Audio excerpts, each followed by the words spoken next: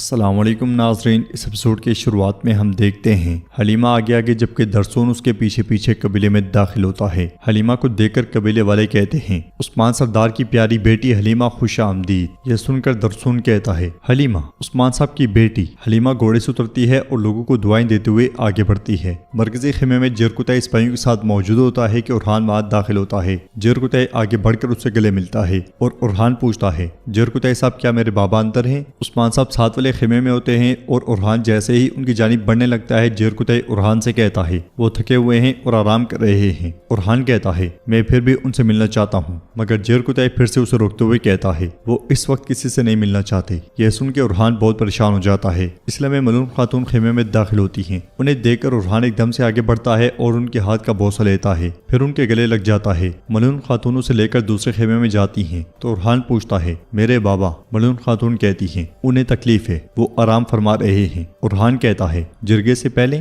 ماں میں جرکتائی کو سمجھتا ہوں، لیکن آپ کو ایسا نہیں کرنا چاہیے۔ ملون خاتون اس سے کہتی ہیں یاد ہے تم سلیمان جتنے چھوٹے بچے تھے؟ پھر اس کے زخم کو دیکھتے ہوئے کہتی ہیں تم نے اپنی اتری ہوئی انگلی کو ٹھیک کیا تھا۔ اورحان کہتا ہے وہ عثمان صاحب کو حکم تھا۔ ملون خاتون کہتی ہیں اس وقت تمہارے بابا کو تم سے زیادہ تکلیف ہوئی تھی، لیکن انہوں نے تمہیں زندگی کا ایک سبق سکھایا تھا۔ بیٹے شکست ایک اتری ہوئی انگلی ہے اور اسے اس کی جگہ پہ لانا تمہاری ذمہ داری۔ ادھر ہم دیکھتے ہیں کہ سرداری خیمے میں تمام لوگ جمع ہو جاتے ہیں۔ اندر عثمان صاحب صدران کے ساتھ کھانے کی میز پر بیٹھ جاتے ہیں اور اللہ کے بابرکت ناموں سے جرگے کا آغاز کرتے ہیں۔ پھر کہتے ہیں میرے صدران، میرے بہادروں، میرے خاندان کے بزرگوں، جس دن سے ہمارے لیے الپرسلان نے ملازگرت سے ان زمینوں کا راستہ ہموار کیا ہے، ہم نے اسے گھر بنانے کے لیے جنگ لڑی ہے، اس دن سے آج تک ہم ہمیشہ آگے بڑھے ہیں، کیونکہ ہم جانتے ہیں جو قومیں محنت نہیں کرتی وہ مٹ جاتی ہیں۔ اورحان سردار، 9 سالوں سے تم بورسا کے ارد گرد طوفان برپا کر رہے ہو، بہت سی فتوحات اور کامیابیاں ہوئیں، لیکن اتنے حملوں کے باوجود بورسا فتح نہیں ہوا۔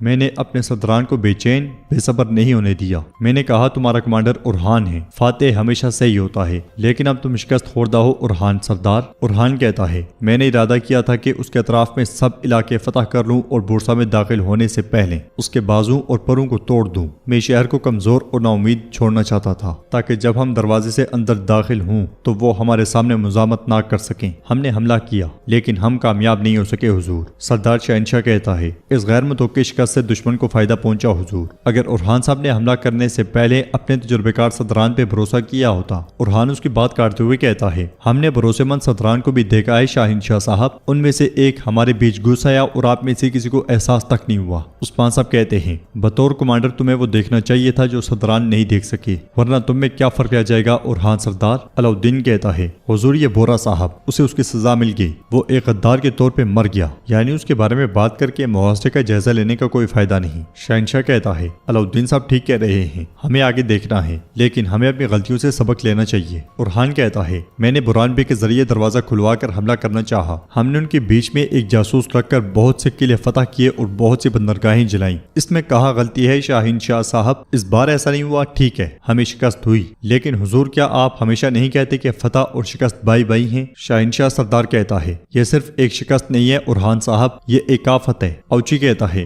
ہم نے بورسا میں اپنے پہلے قدم پر ہی درجنوں جانیں گنوا دی، ہم بورسا کو بطور ایک گھر چاہتے ہیں، قبرستان نہیں۔ تو توران کہتا ہے اوچی صاحب جس چیز سے زمین وطن بنتی ہے وہ قبریں ہیں، کیا نقصان فتح کی قیمت نہیں ہے شاہنشاہ صاحب؟ تو شاہنشاہ کہتا ہے توران صاحب آپ ٹھیک کہہ رہے ہیں، نقصان فتح کی قیمت ہے۔ آپ کا بھائی کہاں شہید ہوا؟ توران کہتا ہے بیلیجک قلعے کی فتح کے دوران۔ شاہنشاہ اوچی سے پوچھتا ہے اوچی صاحب آپ نے اپنے 20 سپاہی کہاں کھوئی؟ تو اوچی کہتا ہے کیسٹل قلعے کی فتح کے دوران۔ شاہنشاہ اورحان سے پوچھتا ہے اور آپ اورحان صاحب آپ نے برہان صاحب کو کس فتح میں قربان کیا؟ یہ بات سن کے اورحان کوئی جواب نہیں دیتا اور اسے دیکھتا ہی چلا جاتا ہے۔ بورسا کے زندان میں فلاویوس برہان سے کہتا ہے میں بہادر آدمیوں کا احترام کرتا ہوں، میں معزز آدمیوں کا اس سے بھی زیادہ احترام کرتا ہوں، سپاہیوں اسے کچھ پانی دو، میرے آدمی 2 دنوں سے اذیت دینے کے باوجود بھی تم سے ایک لفظ بھی نہیں جان پائی۔ یہ کہتے ساتھ ہی فلاویوس برہان کو پانی پلاتا ہے اور کہتا ہے تم کم از کم مجھے اپنا نام بتا سکتے ہو۔ برہان برہان کہتا ہے اپنے دشمنوں کا احترام کرنے والے آدمیوں کا میں بھی احترام کرتا ہوں کمانڈر، میرا نام برہان ہے، لیکن تم مجھ سے اس کے علاوہ کچھ نہیں جان سکتے۔ فلاویوس پوچھتا ہے کیا تم عثمان صاحب کے دائنا بازو برہان ہو؟ جب عثمان نے میرے بابا کو مارا تھا تو کیا تم اس کے ساتھ تھے؟ برہان اس سے کہتا ہے مجھے بتاؤ کہ تمہارا باپ کون ہے، شاید میں تمہیں بتا سکوں۔ میں اپنے سردار کے ساتھ کاٹے ہوئے سروں کو شمار نہیں کرتا کماندار، فلاویوس کہتا ہے۔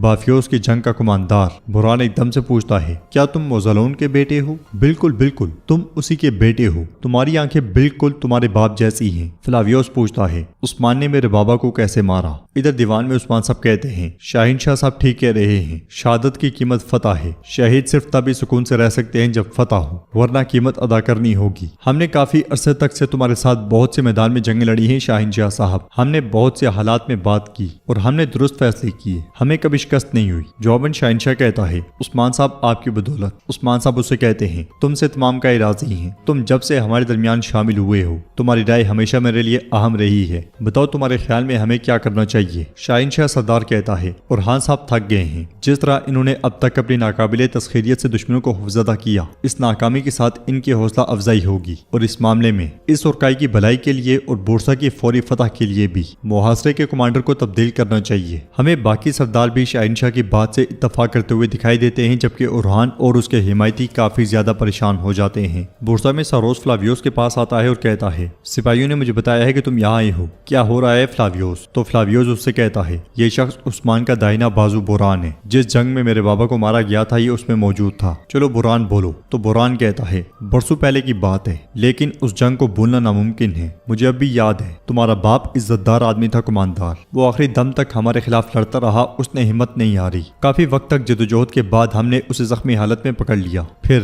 فلاویوس ایک دم سے پوچھتا ہے اس کے بعد تم نے اسے کیسے مارا؟ برہان کہتا ہے مجھے یاد نہیں کہ اس کے بعد کیا ہوا، لیکن اگر تم مجھے کچھ کھانا دو میں تمہیں بتا سکتا ہوں کہ آگے کیا ہوا۔ یہ سن کے فلاویوس پہلے مسکراتا ہے اور اس کے بعد برہان پہ ٹوٹ پڑتا ہے۔ اس ساری معلومات کے دوران ساروس کافی پریشان دکھائی دیتا ہے اور کہتا ہے فلاویوس ظاہر ہے کہ یہ زندہ رہنے کے لیے جھوٹ بول رہا ہے، یہ کچھ نہیں بتائے گا، چلو اسے مار ڈالو۔ یہ کہتے ساتھ وہ برہان کو مارنے لگتا ہے، مگر فلاویوس اس کا ہاتھ پکڑ لیتا ہے اور کہتا ہے یہ بتائے گا، اسے اندر لے جاؤ۔ یہ سنتے ساتھ ہی برہان کو سپاہی اندر لے جاتے ہیں۔ قبیلے میں جرکتہ کہتا ہے سرداروں میں آپ سے ایک سوال پوچھوں گا، کیا وہ برہان صاحب نہیں تھے جس نے اس مبارک شہر بورسا کو گھیرا؟ تو تیمور بوگا کہتا ہے جرکتہ صاحب ٹھیک کہتے ہیں، ندی کو عبور کرتے ہوئے گھوڑے نہیں بدلے جاتے میرے حضور۔ سردار شہنشاہ کہتا ہے میں جرکتہ صاحب کا احترام کرتا ہوں، لیکن قرارگاہ میں وہ نہیں تھے، ہم تھے، ہم نے غلطیاں دیکھی، غلطی سے لوٹ آئیں تو بہتر ہے۔ برہان کہتا ہے آپ اسے اب بھی غلطی کہہ رہے ہیں شاہین شاہ صاحب؟ عثمان صاحب علاؤالدین سے پوچھتے ہیں کیا تمہیں کماندار میں کوئی غلطی نظر آ رہی ہے؟ تو علاؤالدین کہتا ہے حضور دیکھ رہا ہوں۔ عثمان صاحب غصے سے کہتے ہیں